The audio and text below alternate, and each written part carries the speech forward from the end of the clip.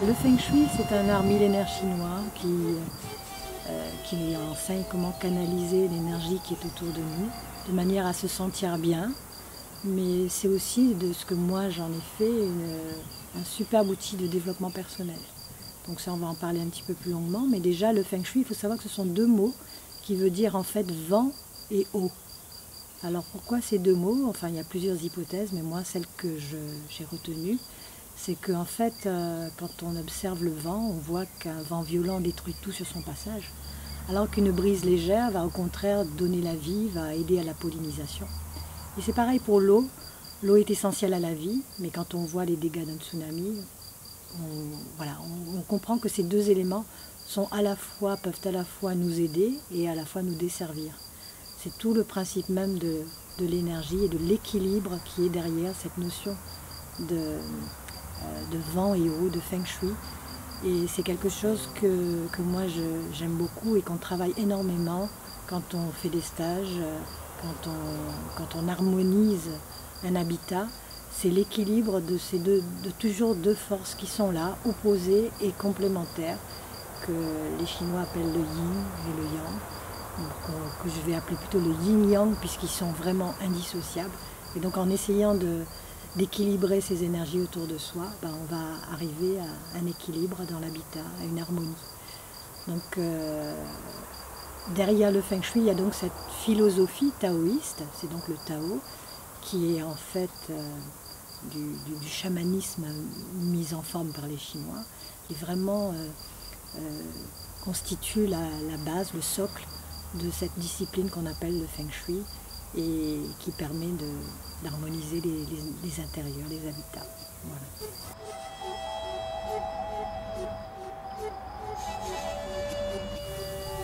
En fait, une des définitions du Feng Shui, on va dire que le Feng Shui, c'est l'art de canaliser l'énergie autour de soi, comme j'ai dit tout à l'heure, dans un intérieur, pour se sentir bien. Alors dans cette définition, il y a le mot énergie, et c'est vrai qu'il faudrait un petit peu expliquer, parce qu'il y a beaucoup de gens qui parlent d'énergie, même aujourd'hui, on ne connaît pas encore complètement ce que c'est que cette énergie dont on parle. Donc évidemment, c'est une énergie subtile. Les Chinois, ils l'appellent le Qi. Les Japonais, ce sera le Ki, ça ne s'écrit pas exactement de la même manière, mais c'est toujours cette même énergie qui circule d'abord autour de soi et ensuite qui va rentrer dans la maison, bien sûr, elle est à l'extérieur, elle rentre dans la maison et ensuite elle circule même à l'intérieur de notre corps. Donc, et on voit bien quand on voit les gens faire du tai chi, on voit qu'ils font des mouvements très lents, et bien cette vitesse-là, c'est la vitesse du chi. Et c'est vrai que c'est ce chi qui a une vitesse très lente qu'on va essayer de canaliser, d'apprendre à connaître, de manière à s'en servir au mieux dans la maison. Donc on travaille beaucoup à regarder si dans la maison, cette énergie circule de manière fluide, s'il n'y a pas de blocage dans un coin qui en fait correspond à une stagnation d'énergie, qui dans notre habitat va correspondre à tous les endroits où le chi ne peut pas circuler, c'est-à-dire particulièrement dans les endroits qui ne sont pas rangés en fait dans notre maison, et ou au contraire, quand elle circule trop vite, c'est-à-dire que s'il y a des couloirs, des voies d'accès, des choses qui ne permettent pas au chi de s'écouler de manière fluide et lente, donc il y aura accélération, et ça non plus le chi n'aimera pas, on va dire ça comme ça. Et donc le travail d'un expert Feng Shui, de toute personne qui s'intéresse au Feng Shui, c'est de retrouver cet équilibre, cette fluidité aussi de l'énergie qui circule dans toute la maison. On a appelé le Feng Shui l'acupuncture de la maison, parce que le travail d'un acupuncteur, c'est justement de rétablir un équilibre, une bonne circulation d'énergie dans tout le corps, et de veiller à ce qu'il n'y ait pas des endroits où il n'y ait pas d'énergie ou à disperser des trop-pleins d'énergie dans un endroit. Donc on retrouve un petit peu ce parallèle entre l'acupuncture et le Feng Shui, qu'on appelle l'acupuncture de la maison. Donc l'énergie, c'est vraiment quelque chose c'est vraiment cette énergie subtile qui circule, qui au départ, évidemment, en Feng Shui, on donne des règles très strictes, pour guider les gens dans ce qu'il faut faire, mais après il faut apprendre à la ressentir, et c'est vraiment ce qui est le plus intéressant, c'est d'arriver à ressentir comment est-ce que cette énergie elle circule autour de nous, à quel moment on sent que c'est bloqué. D'ailleurs, ce qui est intéressant, c'est qu'on va ressentir ces choses-là dans des domaines très variés de notre vie. Et tout le travail de l'expert Feng Shui, c'est d'apprendre à mettre en phase et à voir la correspondance entre ce qu'il y a autour de lui et ce qui se passe dans sa vie. Donc c'est là où on arrive à la phase de développement personnel, c'est-à-dire où on fait rimer Feng Shui avec outil de connaissance de soi. C'est-à-dire quand je travaille sur ce que j'appelle mon intérieur, c'est-à-dire en général quand on dit je veux changer d'intérieur, on parle de la décoration intérieure de sa maison. Mais là, on va bien comprendre que ce même mot qui résonne avec mon intérieur, ce que je suis à l'intérieur, on va voir que le Feng Shui fait bien le lien entre les deux. C'est-à-dire ce que je suis à l'intérieur, je vais me le mettre en scène autour de moi, dans ma maison. Et du coup, en apprenant à décrypter mon espace, je vais apprendre à mieux me connaître. Donc c'est dans cette définition du Feng Shui, dans ce que peut nous apporter le Feng Shui de cette manière, c'est dans cette direction que moi je travaille. C'est-à-dire que au-delà des recettes que l'on peut donner à quelqu'un de peindre sa cuisine de telle couleur, sa salle de bain d'une autre, etc., que bien sûr ça fait partie du Feng Shui évidemment, mais au-delà de ça, c'est très intéressant de voir pourquoi normalement telle personne devrait avoir sa salle de bain en rouge mais il l'a en bleu ou inversement. Pourquoi est-ce qu'il l'a peinte de telle ou telle couleur et qu'est-ce que pour lui ça signifie, qu'est-ce que ça a comme sens et comment est-ce que ça peut intervenir dans sa vie et comment est-ce qu'il peut à partir de là décider de changer les choses et de redevenir acteur de sa propre existence.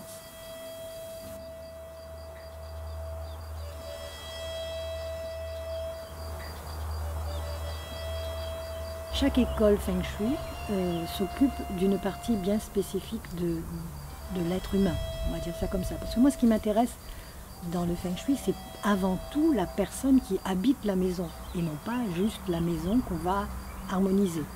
Donc c'est plutôt la personne qui habite dedans qui doit s'y sentir bien. Et donc ces différentes écoles vraiment s'intéressent à différentes parties de l'être. On va dire qu'il y a 3 grandes écoles. On a l'école de la forme, l'école astrale et l'école de la boussole, qui sont 3 écoles Feng Shui que l'on retrouve dans différents livres Feng Shui. Et ben, l'école de la forme va s'occuper de la partie, on va dire, de la partie pensée, qui est vraiment là, la tête, qui s'occupe de la tête. L'école astrale, c'est la partie du cœur. Et l'école de la boussole, la partie du corps. Donc on voit bien que ces 3 niveaux de l'être qui sont le corps, le cœur et la tête, ça fait partie de l'être humain. Et que si on s'occupait que d'une partie, on n'aurait qu'une partie d'une globalité.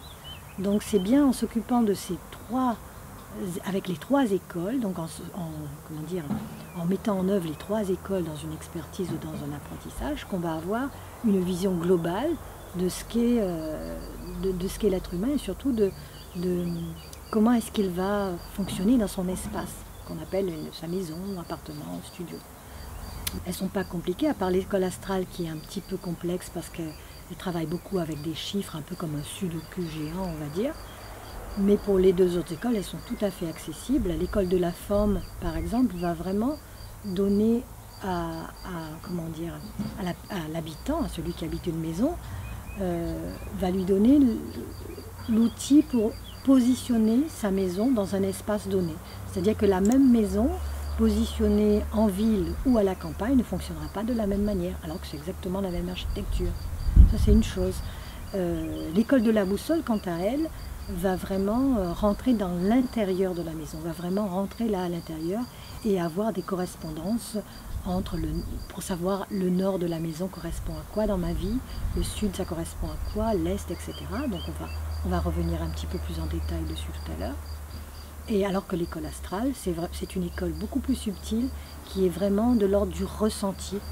Donc là on va vraiment rentrer dans des domaines. Souvent moi je me sers de cette école pour écouter les non-dits des personnes chez qui j'interviens. C'est-à-dire que parfois les gens ils me font intervenir chez eux, mais ils ne me disent pas tout, il y a des choses qu'ils n'osent pas dire. Et en travaillant avec l'école astrale et en faisant une étude avec cette école, je vais trouver des choses que les personnes ne m'auront pas révélées parce que c'est dans le subtil. Ou des choses dont elles n'ont pas encore conscience, mais qui vont se révéler à travers cette étude. Donc tout ça, je travaille avec ces 3 écoles et avec la géobiologie parce que pour moi la géobiologie est indissociable du Feng Shui. La maison elle est positionnée forcément sur un terrain et ce terrain a peut-être des veines d'eau qui passent en dessous, des croisements de réseaux, Hartmann, Curie, des choses comme ça qui sont qui peuvent être nocives pour la personne, pas forcément tout le temps. Donc il faut regarder comment ça se passe sur chaque terrain est vraiment unique. Et donc associé au Feng Shui, je trouve que ça donne à ce moment-là un diagnostic vraiment complet d'une maison et nous donne toutes les pistes de comprendre ce qui s'y passe et de savoir aussi pourquoi les personnes qui habitent là vivent dans cet espace-là et ce qu'ils ont à comprendre par rapport à leur habitat.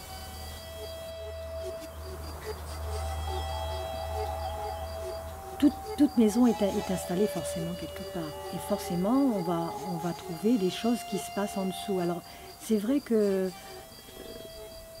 il y a beaucoup de géobiologues, j'en ai qui viennent à mes stages, qui se contentent d'être des techniciens. Donc c'est vrai que ça, je le regrette un petit peu. C'est-à-dire que ce n'est pas juste le fait de venir et de corriger ce qu'on aura vu, c'est-à-dire un cours d'eau, une cheminée cosmotellurique, enfin, qu'importe ce qu'on y trouve. Juste le fait de corriger ça, pour moi, c'est insuffisant. Voilà. C'est ce que moi j'apprends à mes stagiaires. C'est un petit peu comme le Feng Shui. Si je me contente de venir chez quelqu'un et de lui dire il faut mettre du bleu là, du rouge là, il faut mettre le canapé dans tel sens, etc. et que je ne donne aucune correspondance à leur vécu actuel et que je ne leur montre pas de quelle manière le fait de changer telle ou telle chose va changer leur vie, mais aussi, surtout, de prendre conscience de ce qu'ils avaient mis en place avant que je n'arrive. Donc c'est très important de passer par la prise de conscience de ce qui est avant de proposer des changements. Parce que tout le monde peut proposer des changements, mais je pense que le travail le plus important, c'est d'avoir conscience de ce qu'on est et de ce qu'on a mis en place, de ce qu'on a créé. Voilà, ça c'est la première étape. Et ensuite, on passe à l'étape je change si j'ai envie de changer.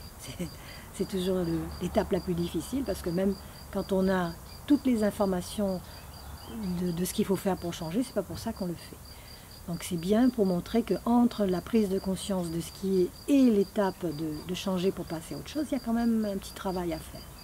Donc ça c'est une chose pour le Feng Shui. Ben, pour la géobiologie, c'est la même chose, c'est-à-dire que si je me contente juste de corriger ce qui est sans faire prendre conscience de ce qu'il y a là et surtout du pourquoi c'est là et pourquoi moi je dors sur un cours d'eau alors que j'ai 2 chambres où il n'y a rien et j'ai quand même choisi celle où il y avait le problème, ça dénote toujours quelque chose. Et surtout le fait de le comprendre va éviter qu'à l'avenir on retombe dans les mêmes travers. C'est-à-dire va éviter qu'on recommence ailleurs parce qu'il y a des gens qui me disent moi je ne ferai pas de Feng Shui dans cette maison parce que j'ai envie de déménager et de partir. Moi je dis c'est peut-être un mauvais calcul. C'est-à-dire que le fait de faire tout de suite du Feng Shui dans une maison où on est en location, même si on a un projet d'acheter quelque part, ben ça permet vraiment de ne pas répéter dans le nouvel habitat ce qu'on aura compris là. Voilà. Donc c'est une compréhension que l'on recherche en faisant du Feng Shui. Donc c'est vraiment quelque chose qui est beaucoup plus profond, beaucoup plus intérieur que juste changer les meubles de place et de repeindre. Donc la géobiologie, même si c'est plus difficile encore à comprendre de ce sens-là, parce qu'il y a des gens qui me disent bah le cours d'eau il était déjà là, hein, avant que j'arrive il était déjà là. Oui, il était déjà là, mais c'est quand même moi qui ai choisi de me poser dessus.